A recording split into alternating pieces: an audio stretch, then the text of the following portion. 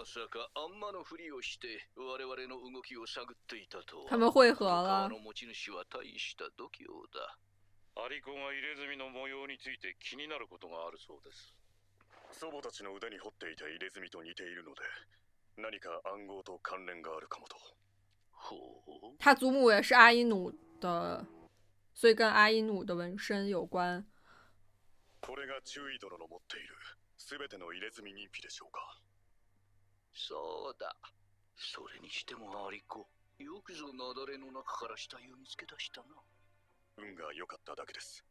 ちょうど足の先が飛び出していましたので。運が悪ければ入れ墨認否が山菜の肥やしか野犬の餌になっていたところだ。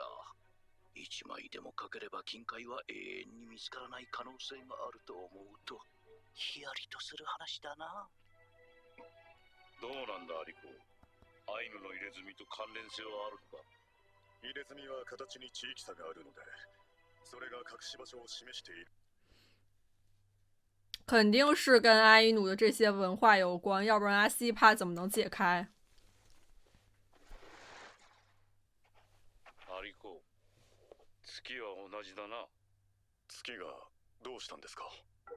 法天回線の塹壕の中で俺とお前は声を掛け合い一晩過ごした。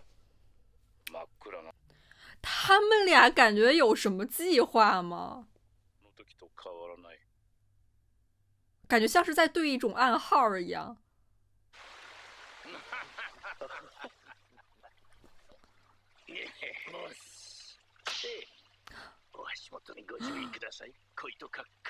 于佐美是天天跟踪吗？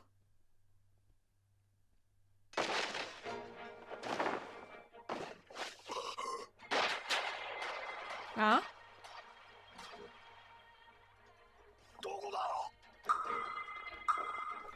都丹吗？嗯，等一下，他没死吗？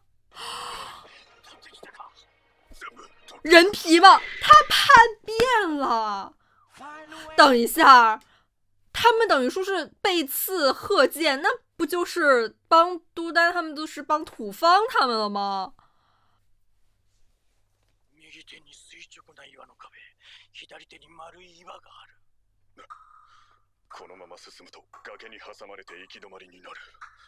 少し戻ろう。倒木に気をつけろ。血の匂いがひどいが山を越えられるのか。我还以为他已经下线了呢，所以他之前问贺建这是他所有的人皮了吗？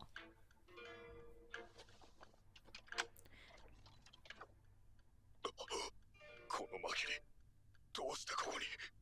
苫小牧の殺害現場で遺品を回収したのは鶴見中尉殿だ。のっぺらぼうに殺された威鲁克的。その中にお前の親父がいたことまで調べはついている。残念だよ。お前はあの塹壕から見えた月を。哦，是菊田已经在怀疑有谷了。菊田毕竟在贺建身边摘了很久了。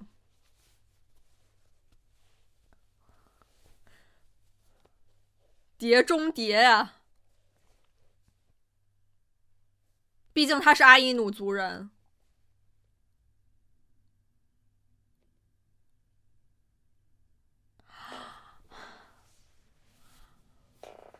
于佐美真的疯癫了！我的天哪！まだ息がある。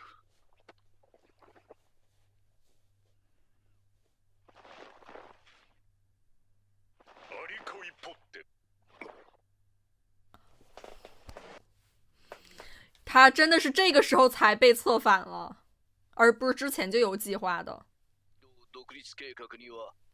于佐美气死了。したがってお前の裏切りに対して徹底的な報復ができない。しかし私は違う。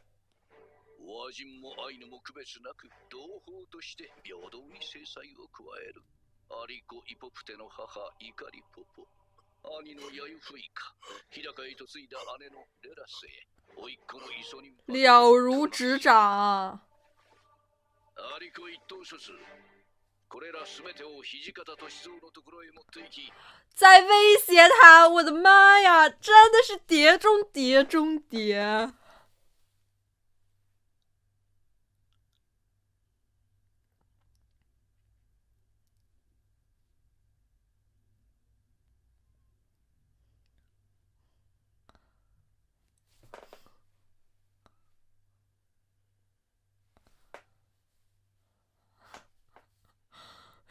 于作美，我真的有点怕。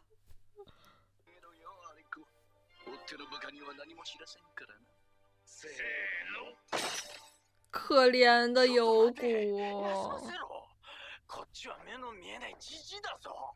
十分じゃない。もう一日熱に進まなくては追いつかれる。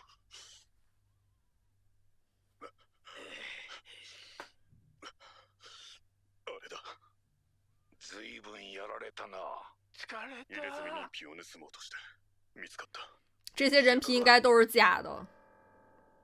トニアンジと称してアリコが持っていた関屋の皮1枚と鶴見中尉が持っていた5枚、合計6枚。これが全部か。鶴見中尉が俺に見せた全てだ。他に持っていた。土方应该如何翻盘？いつも着ているそうだが、風呂の時間を狙ったので、この中に含まれてるはずだ。あの入れ墨人皮、敵を信用させるためとはいえ、全部啊，所以是真的。紙に写したものでよかったのでは？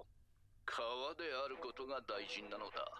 紙の写しはいくらでも偽造できる。アリコが持ってきたあの一枚はトニアンジのものではないが本物だろう。これはその写しだが、自分一人で作ったから私はこの紙を信じられる。だが私以外にとってはこの写しの信用は途端に低くなるはずだ。川であることが本物の証だからこそ江戸外君の入れ墨人皮を江都贝老弟，我们很想你。アリコに持たせた5枚はすべて人間の皮で精巧に作られた偽物だ。偽物？そんなものが。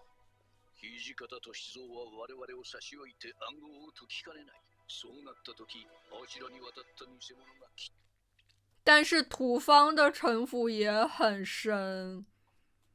要注意だ。アリコには悪いが、あの入れ墨人皮がトニアンジのものではないと。双方的博弈呀。のところへ持って行かせた。網走監獄で撃たれた杉本佐一が鶴見中尉に確保されたのを私は見ている。トニアンジの写しも押収されたということだ。アリコが逃げて来られたということは、我々のもとへ患者として送り込まれたか、あるいは鶴見中尉があえて入れ墨人皮を奪わせたか。いずれにしろ。不愧是土方。だがこれが欲しかったのだ。剥製屋で見つけた1枚とこの5枚を合わせれば、あの人体剥製と計算が合う。入れ墨人皮は皮であることが重要。そこに人間の皮でできた偽物が混ざると非常に厄介だ。ばらまかれる前に全て確保できたのは大きい。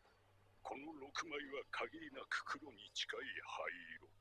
アリコを使った作戦は顺势而为了。暗号解読の鍵となるアシュリパを我々で厳重に警護せねば。カラフトへ向かうぞ。可怜的阿西里帕，我真的服了。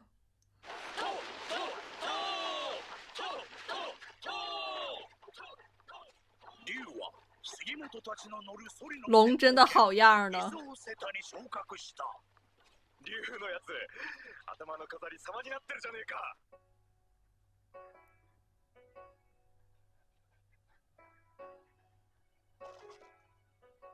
戦闘犬になれるようないい犬は他の犬より特別扱いで、飼い主と家の中で一緒に寝起きするんだそうだ。竜はここにいた方が大切にしてもらえるな。自分の居場所を見つけたわけだ。世話になったぜ、竜。不愧是二平的狗狗呢。大泊まで行くらしいので乗せてもらえるよう頼んだ。円家と榎の方はここで別れる。しっかりした子だな。流着泪数钱，我笑数。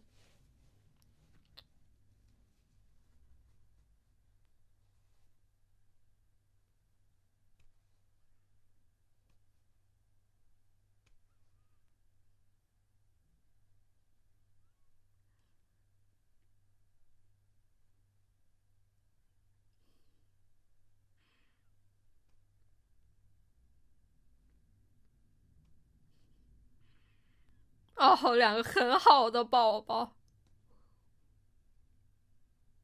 また来るね、えののか。あわよおじいちゃん、みんな達者でな。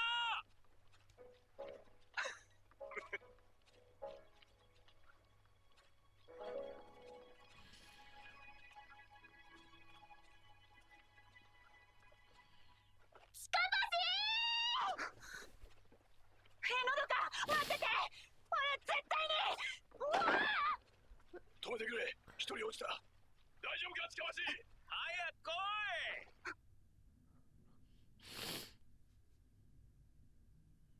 置いてっちまうぞ。他也找到了自己的归属吗？どうしたんだあいつ。少し待ってタくれ。ニガキ。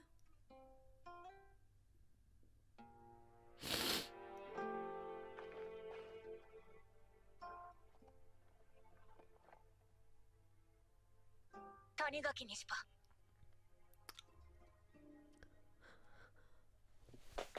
近橋、お前はここに残って自分の本当の家族を作りなさい。いいんからもう俺と同じ一人ぼっちだから谷垣にしぱが家族になってあげてね。この銃を哦，二平的枪。この銃は俺を救ってくれた人から受け継いだ銃だ。これで狩りへ行って変家たちに世話になった恩を返せ。でも体が大きくなるまでまだ使うなよ。俺はそばで支えてやれない。その銃を使うときは一人で立つんだ。一人で立つ。これも勃起だね、谷垣にしぱ。そうだ、勃起だ、近橋。アシリパをちゃんと連れて帰ってね。うちを元気にさせて。ああ、分かった。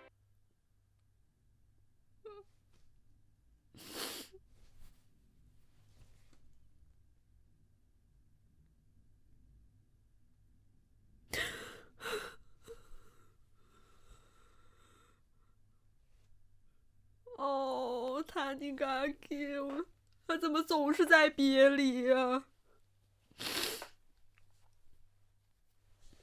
随分浮かない顔ですが。鶴見中尉殿が来られる前にお前に聞いておきたいことがある。はい。非常认真。逃げる直前私に何と言ったか。他不会要开始怀疑贺建了吧？当时那个绑架是贺建的那个局。南満州鉄道株式会社。日露戦争で得た満州の鉄道権益。本質は経営の仮面をかぶった日本領土の拡大だ。しかし陸軍内部には経営はうまくいかないと激しく抵抗する者がいた。元第七師団長花沢幸次郎中将だ。花沢閣下が自陣することによって満鉄の計画は突き進んだ。鶴見中尉殿は日露戦争から帰還されてこう言っていたな。戦友たちは今も満州の冷たい土の下。満州が実質的に日本の地であれば彼らの骨は日本で眠っているのだ。花沢閣下の死に鶴見中尉殿が関わっているということなのか。尾形百之助は父親を自陣に追い込んだ中央に不満を持ち、鶴見中尉殿の政変計画に那其实是贺建自己。謀反を起こしたと考えれば辻褄が合う。そして尾形がなぜそれを私に伝えたのか。我々を混乱させるためならあいつは何だって言いますよ。月岛真的忠心啊！バルチョなく函館で私を拉致監禁した覆面の犯人の中に尾形がいたはずだ。立冬真的刮目相看啊！他难得的如此认真。鶴見中尉たちが金塊を見つけたらどうなる？少なくともアシリパさんを追う者はいなくなる。違う。アイヌはどうなる？奴らが北海道を独立させる気なら敵に回したくはないはずだ。労働力としても欲しいだろうし、要求が通るようにしっかりと交渉すればいい。暗号を解けるのはアシリパさんだけだ。こちらの方が圧倒的に有利なんだから。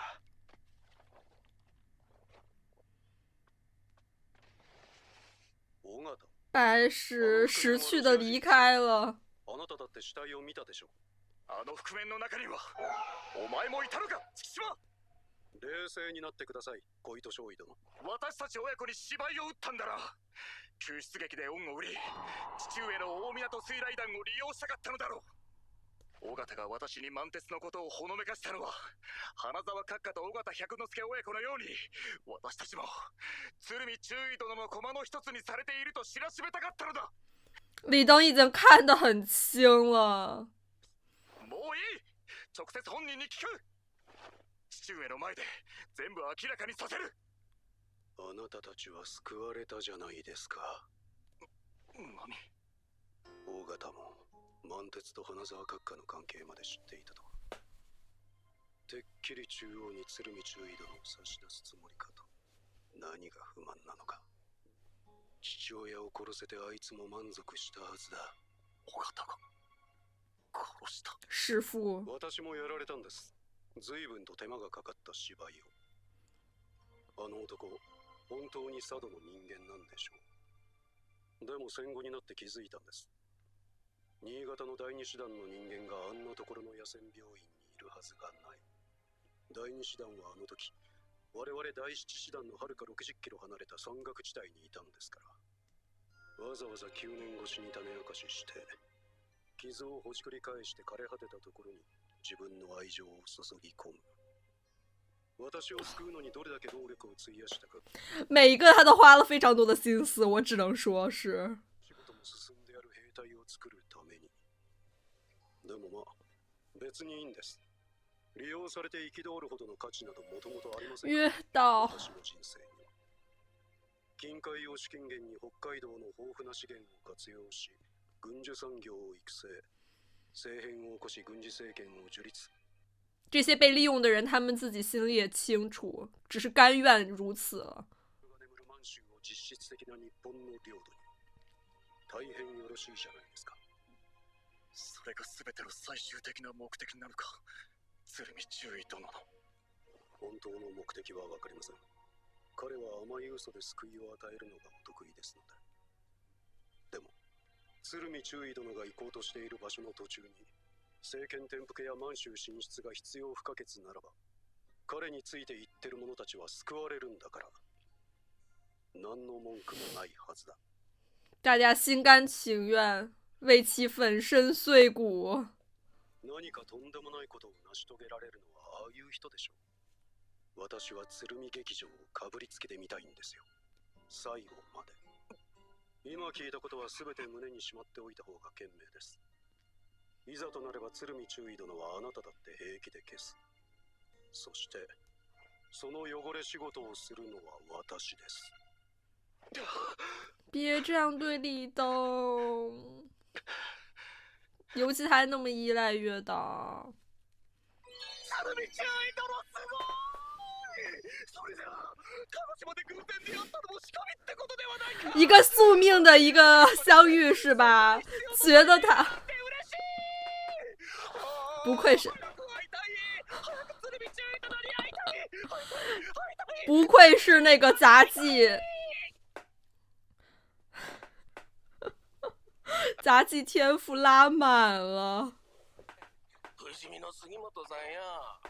兵隊さんたちにアシリバちゃんを引き渡して鶴見中尉の飼い犬になるんだよな。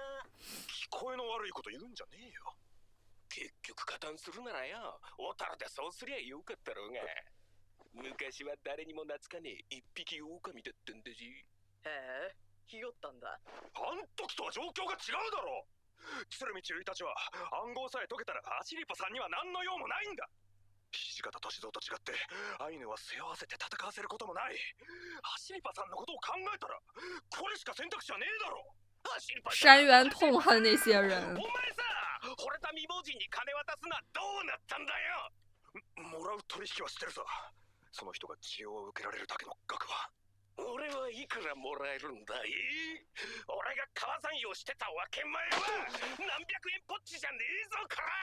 这是白石的计划吗？おめえがアシリパちゃんを正しい道に導くってか。恋人でも嫁でも娘でもねえのに。あたいも束縛する人嫌いだね。うるせえな、帰れよ。今のお前はな、人生に守るものができたと勝手に思い込んで冒険ができなくなったしょぼしょぼくたびれ男だ。白石。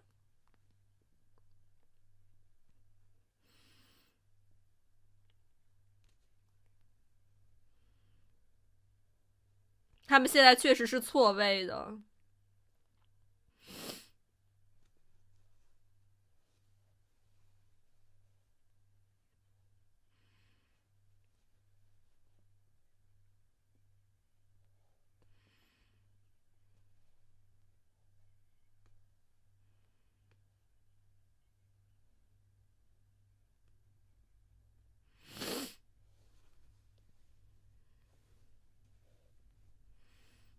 肯定不会的。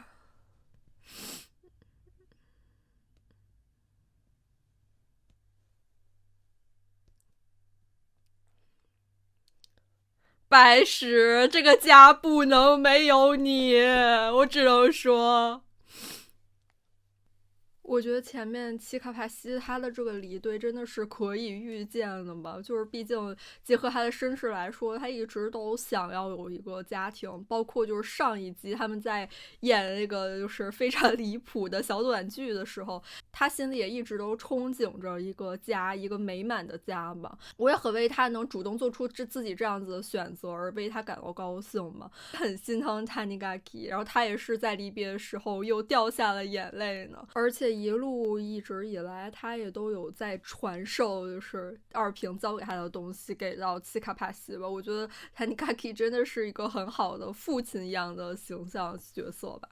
就给到契卡帕西那一把枪真的也是意义非凡，真的是进行了一个传承。最开头就是土方和贺建他们两个阵营的一个博弈，还是挺有意思的，真的是计中计中计的感觉。而我真想说菊田也真的不愧是跟了贺建很久了，他之前也是跟就尾行他们有一起绑架过李登嘛，他非常敏锐的就感觉出来有股他有问题，就是有叛变的这个迹象，他们马上就是反向利用了有股他要叛变的这个念头。而且贺建真的是对他手下的这几个棋子了如指掌吧，就不管是他们的家人或者说是他们的执念心结心魔，都是有利于他更好的去操控他们吧。土方这边也丝毫不甘示弱吧，就是马上就发现了其中的端倪，而且他有没有完全拆穿有股，而是继续去利用这一点进行下一步的这个博弈。后半部分很有意思，就是一边是阿西帕阵营，一边是李登和月岛，他们都在探讨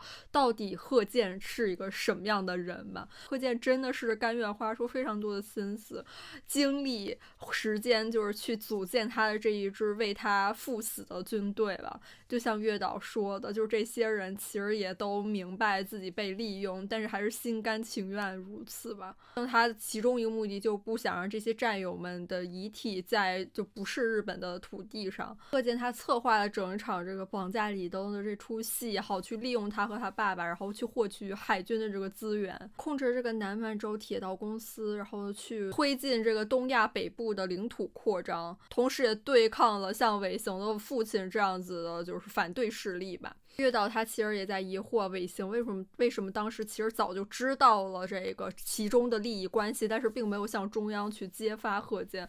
我觉得就是尾行他其实不在乎这些，首任父亲对于他来说只是清除障碍，并且宣泄他的这个愤怒。他既不在意所谓的正义，也不在意这个军方的清算吧，他一直都是一个独立的存在，就是周旋于这个各个阵营和势力之中吧。贺建他的这个大义本质上还是有一些这个极端的民族主义和他的复仇的执念嘛，既为他的之前死去的一些战友，也为他被杀掉的妻儿吧。贺建真的是非常善于运用这种精神和现实的双重捆绑吧，尤其是他找的这些人都是要么失去这种生活的锚点的，要么就是需要这种极度的肯定的人，不断的去用谎言、恩情、大义去包装他的种种行为，再通过一些利益的绑定去实现一些目标，将大家的这些个人价值和贺建的这个目标所相捆绑，这样即使像月岛这些人还不知道贺建最终的目的是什么，但是他们也就是心甘情愿的为其去赴死。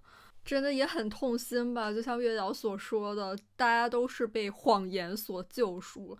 其实我觉得这一切还是跟这个战争的背景脱离不了干系吧。这些战争的创伤下，有很多像不管是山原啊、月岛啊，他们很多人都失去了很多，然后呢，逐渐的可能人性也都就是渐渐丧失，人们很多都找不到自我的价值，已经觉得没有任何可以实现自我抱负或者说是需要自己的地方了。而贺建的一些谎言反而成为了这种温柔的特效药，随着贺建的目标一步一步的实施，也会有很多人受益其中，会得以救赎。那么在月岛或者说是很多贺建的追随者眼里，这样就够了。那这期视频要结束了，我们下次再见了，拜拜。